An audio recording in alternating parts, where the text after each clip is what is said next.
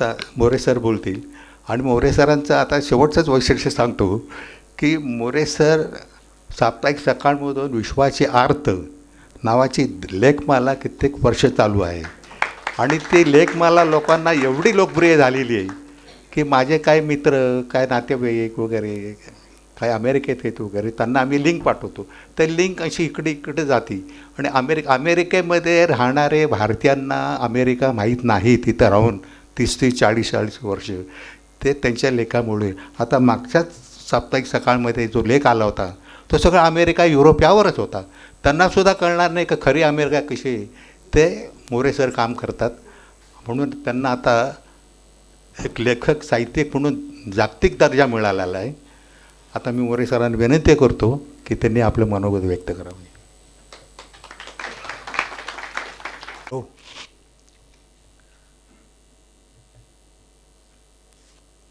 आजच्या या कार्यक्रमामध्ये आपण साहिर लुधियानवी आणि गुरुदत्त फाउंडेशनच्या वतीनं अतिशय गुणी आणि समर्पित लोकांचा सत्कार केला, त्यांना पुरस्कार दिला.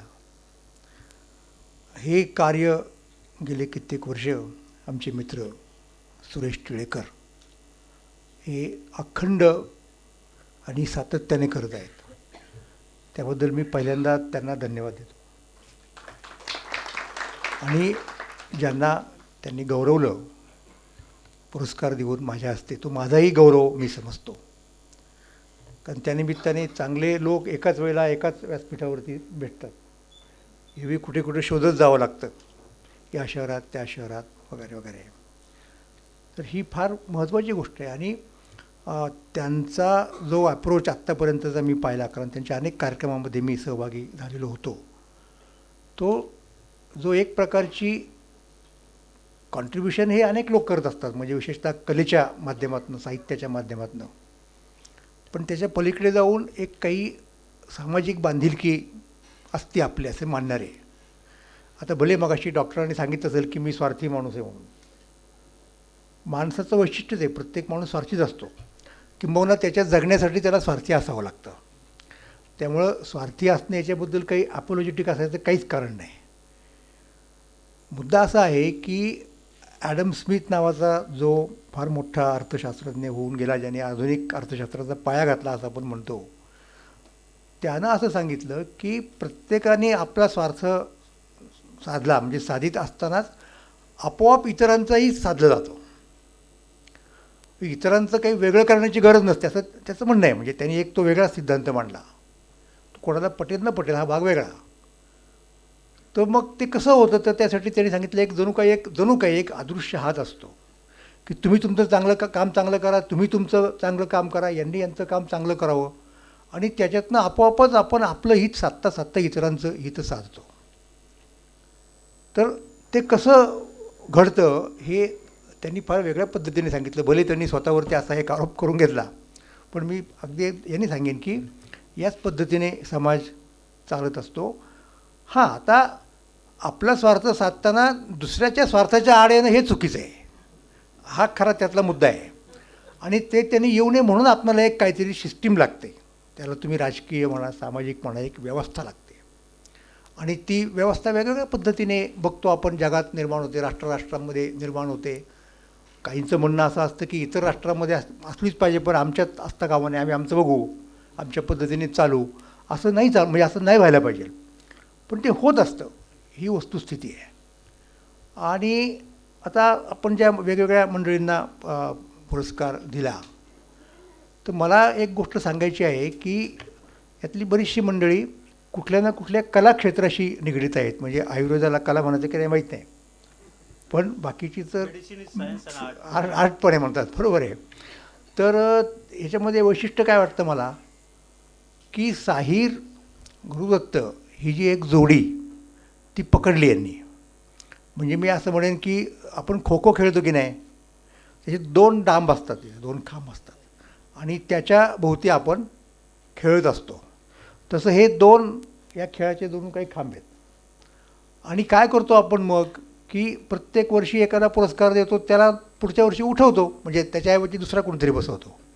म्हणजे हा फार चांगल्या अर्थाने खो खोचा खेळ आहे, असं असं मी मी म्हणेन. आणि ही मंडळी जी आहेत ना कला क्षेत्रातली, यातली परत म्हणजे ज्यांच्या नावाने पुरस्कार दिले वगैरे वगैरे, किंवा आत्ता मगाशी ज्यांचा उल्लेख झाला, ती बरीच तिकडनं कुठनं तरी आलेली, उत्तरेकडनं, पंजाबकडनं, सिंधकडनं, मुंबईत स्थिरावलेली. आणि महत्त्वाचा मुद्दा असा म्हणजे इप्टा नावाच्या संस्थेशी कुठे ना कुठेतरी निगडीत झालेली. मुळात ती नाटकातली चळवळ, ते नाटकातनं त्यातले बरेचसे लोक सिनेमात आले. हा जो एक नाट्यसृष्टी आणि सिनेसृष्टी यांच्यामधला संबंध आहे, म्हणून यांनी खूप चांगल्या पद्धतीने शर्मा साहेबांनी तो इतिहास लिहिला सिनेमाचा, नाटकांचा, आपल्या चरित्र लिहिलं गुरुदत्तांचं, आणि त्याच्यातनं साहित्य आपोआपच त्यांनी उलगडून दाखवले आपणाला. हे नक्कीच महत्त्वाचं कार्य आहे. भारताला एक ठेवणाऱ्या ज्या गोष्टी आहेत, त्याच्यामध्ये 2 गोष्टींचा उल्लेख सगळेच करतात आणि त्यांना टाळून पुढे जाता येत नाही. एक म्हणजे क्रिकेट आहे आणि दुसरं म्हणजे सिनेमा आहे. त्यामुळे भले दक्षिणेतील लोक कितीही काही म्हटले तरी हिंदी सिनेमा बघतात सगळे. त्यांचा हिंदी भाषेला विरोध आहे, हिंदी सिनेमाला नाही. आणि तो का आहे त्याला कारण परत ही उत्तरेतली मंडळीत बरं का, त्यांनी तो लादायचा प्रयत्न केला.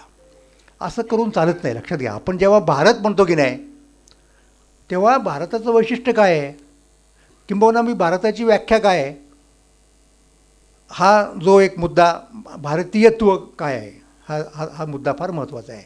आणि त्या भारतीयत्वाचा शोध करण्याचा अनेकांनी प्रयत्न केला आहे. म्हणजे गेले कित्येक, आता काही वर्षे ती चर्चा होत नाही, परंतु तुम्हाला सांगतो 50-100 वर्ष चर्चा चालली होती की कलेमधलं भारतीयत्व नेमकं काय, विशेषतः आधुनिक कलेमधलं. ही जी जे आर्ट्स वगैरे मुंबईमधले स्कूल्स आहेत, त्यांच्यामध्ये ही फार चर्चा महत्त्वाची ठरली. कारण त्यावेळेला आपण बहुतेक आपली ही आधुनिक चित्रकला वगैरे ज्या गोष्टी असायच्या त्या तिकडनं त्यांच्या पद्धतीने, म्हणजे ते स्कूल्स त्याचे ते सगळे पाश्चात्य असायचे. मग सुरुवातीच्या काळामध्ये मंडळी त्यांचं अनुकरण करायचे. हे करता करता त्यांना भान यायला लागलं की अरे आपलं काय, आणि मग त्या पद्धतीने त्यांनी प्रयत्न केले. त्या क्षेत्रात मला जायचं नाही. पण इथे मुद्दा कुठला येतो की भारतीयत्वाच्या अनेक व्याख्या होऊ शकतात, पण एक व्याख्या मला आपोआप यांच्या भाषणातून जाणवली. आणि अर्थात जे नाटकाचा प्रयोग करतायत त्यांच्याकडनं, देवधरांच्याकडनं, ती कोणती माहिती का, जिन्हे नाज है हिंद पर तो भारतीय.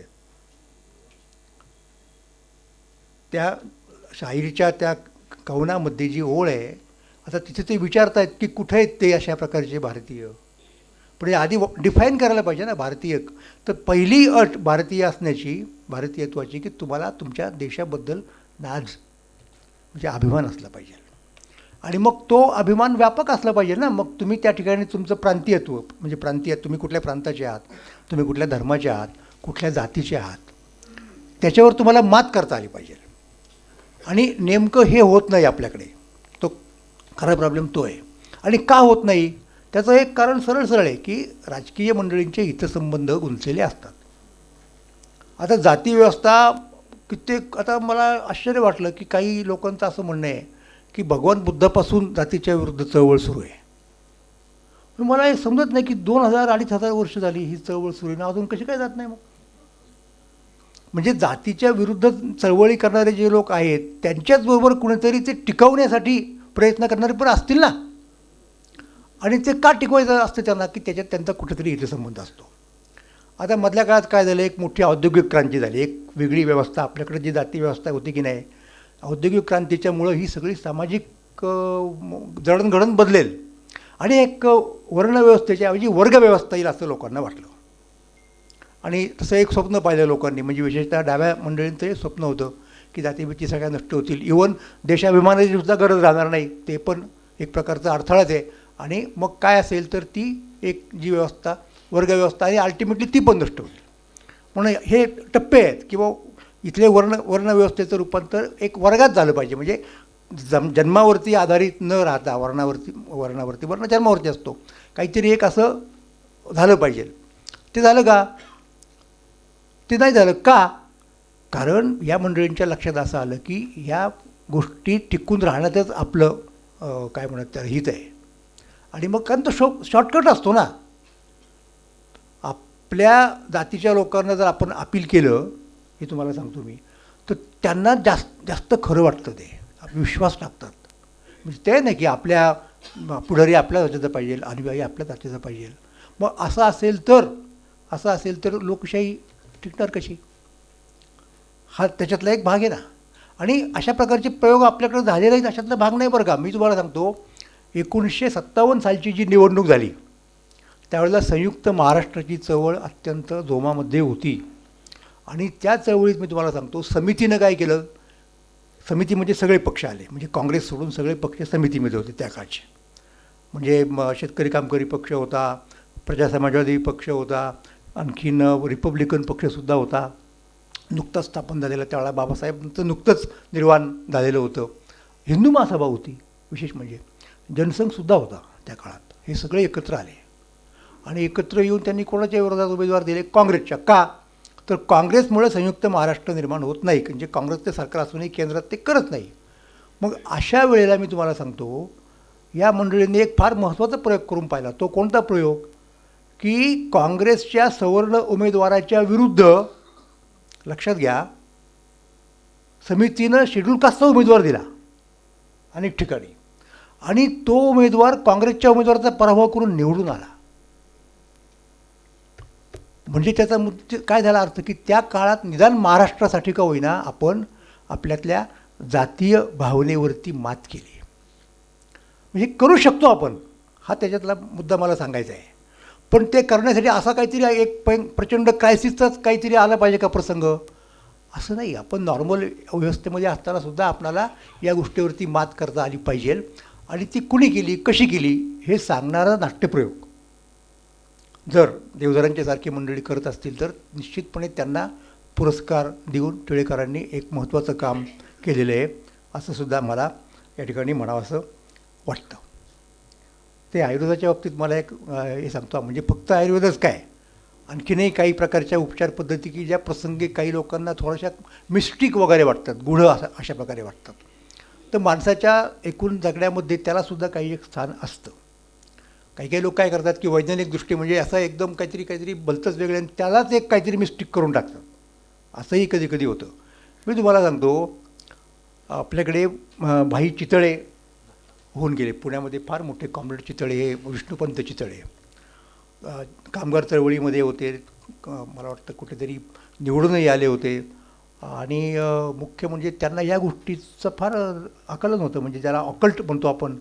तर आयुर्वेदात हे काही हे शास्त्र आहे, त्याला ऑकल्ट म्हणण्याची गरज नाही. पण अशा प्रकारच्या सगळ्या गोष्टी. तर कॉम्रेड डांगे आजारी पडले, तर त्यांनी त्यांना सांगितलं की तुम्ही माझ्याकडे येऊन राहा, मी तुम्हाला पूर्ण बरे करतो. आणि खरोखर डांगे पुण्यात आले, त्यांच्याकडे राहिले आणि बरे झाले त्यांच्या उपचाराने. तर हे असू शकतं ना, म्हणजे ते आपण लक्षात घेतलं पाहिजे. तर त्यासाठी महत्त्वाचा मुद्दा काय आला की मला यांचं वेगळेपण काय वाटलं बाकीच्या लोकांच्यापेक्षा. बरं का, बाकीची मंडळी म्हणजे यांच्या वैद्यकीय क्षेत्रातली प्रयोग दुसऱ्यांच्यावरती करतात आणि त्याला ते नाव देतात सब्जेक्ट, बरं का, म्हणजे ज्याच्यावरती प्रयोग करायचा. आणि मग त्याचं रेकॉर्ड ठेवतात की त्याने आज काय खाल्लं, किती वाजता उठला, किती वाजता झोपला, औषध घेतलं का नाही वेळेवरती, असं तरी मग वर्षभर त्याच्यावरती प्रयोग करत करत निष्कर्ष काढतात. यांनी तसं नाही केलं, यांनी स्वतःवरती प्रयोग केले. तर हे वेगळ्या प्रकारचं मला असं वाटतं की अप्रोच आहे सगळ्या गोष्टींच्याकडे पाहण्याचं, की जोपर्यंत मी माझ्यामध्ये काही बदल घडून नाही आणू शकत तोपर्यंत दुसऱ्यांच्यामध्ये कशाला मी जाईन. म्हणजे थोडंसं तुम्हाला वेगळ्या क्षेत्रातलं उदाहरण वाटेल, पण देतो मुद्दाम. उदाहरण असं आहे की महात्मा गांधींना संस्कृत येत नव्हतं, परंतु त्यांना गीता जी वाचली ती इंग्रजी अनुवादातनं वाचली. त्यांना असं वाटलं की आपण संस्कृतमधून आपल्याला गीता वाचता आली पाहिजे, कळून घेता आली पाहिजे. मग काय करायचं, तर ते साबरमतीला त्यांचा आश्रम नुकताच स्थापन झाला होता आणि तिथे विनोबा भावे गेले होते. विनोबा अगदी तरुण होते, म्हणजे वाईमधून उठले आणि तिकडे गेले, पण विद्वान. तर त्यांनी विनोबाला सांगितलं की तू मला रोज भगवद्गीतेतले काही श्लोकांचा अर्थ सांग संस्कृतमधल्या. मग रोज त्यांची शिकवणी व्हायची विशिष्ट वेळेला, संध्याकाळी सकाळी काय असेल ती. आणि एक 2-2, 3-3 श्लोक जेवढे होतील ते त्या तासाभरात किंवा जी काय असेल ती मुदत. असं करता करता काही दिवस गेले आणि एक दिवस विनोबा गांधी म्हणाले की उद्या सुट्टी, उद्या आपण नाही एकत्र यायचं. ते त्यांना वाटलं की दुसरं काहीतरी काम असेल, विनोबांना वाटलं कोणीतरी येणार असेल, ठीक आहे, मग परत कधी बसायचं म्हणले. ते मी सांगेन. ठीक आहे. मग विनोबा विद्यार्थी आहे म्हणजे म्हटलं तर. आणि त्या काळात मग 1 दिवस गेला, 2 दिवस गेले, 3 दिवस, असे काही दिवस गेले. त्यांना आश्चर्य वाटलं की असं काही नाही आहे की त्यांना त्या काळात दुसरं काही काम आहे गांधींना म्हणून ते एंगेज आहेत आणि म्हणून नाही म्हणतात. पण आता कसं विचारायचं ना बापूंना. तर एक दिवशी अचानक गांधी म्हणाले की चला आपण सुरुवात करूयात, आपला वर्ग पूर्ववत सुरू होईल. आणि त्यांनी विनोबांना बोलवलं आणि तो वर्ग सुरू झाला.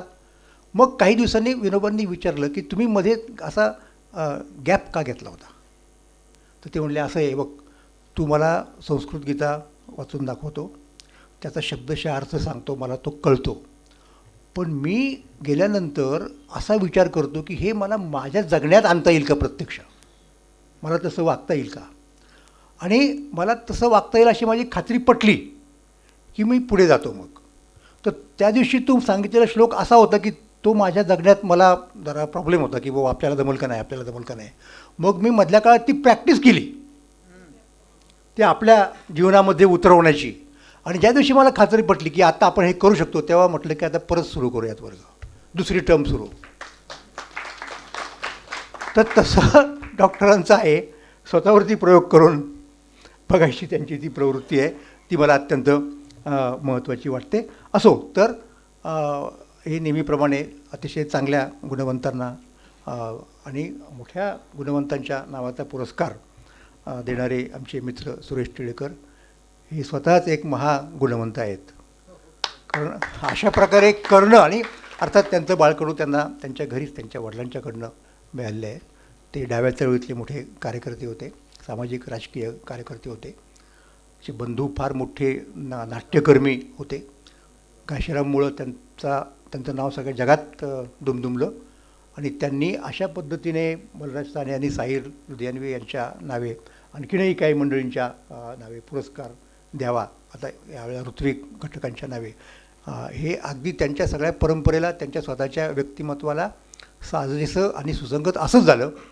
मी त्याबद्दल त्यांना धन्यवाद देतो. परत एकदा पुरस्कारार्थींचे मनापासून अभिनंदन करतो आणि थांबतो. धन्यवाद.